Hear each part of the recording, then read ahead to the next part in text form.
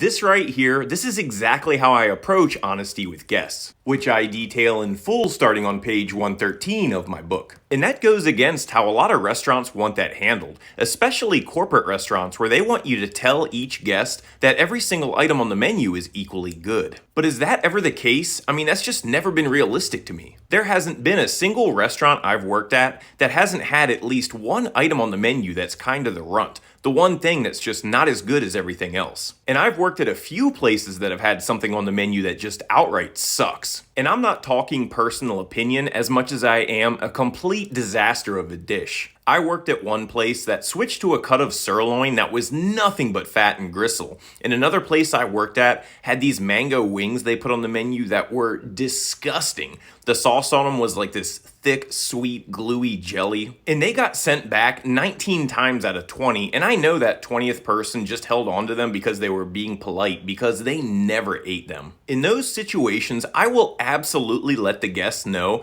because I want my customers to have food that they're gonna love. And even though I don't cook the food, there are a lot of customers that will leave a lower tip if they've had a shitty meal. Now, for dishes I don't personally like or ones that I know guests don't seem to enjoy as much, that's a little different. I'll only offer my opinion then if they ask for my honest take, and with that I will always also offer either a modification that improves it or a better alternative menu item. A lot of times my honesty clearly surprises them, and in most cases it makes them appreciate me or respect my opinions more. And maybe it doesn't happen immediately. Maybe they go ahead and order the dish anyways, and maybe they like it. I mean, that happens. And I've had many times where the guest goes ahead and orders it, and when I come back to check on them, they're like, man, you were right, this really is not that good. Either way, in all of those cases, there's a very strong chance that this will now become a customer that appreciates me and respects my opinions more. And when customers know that there's a server working there that they can trust to guide their experience,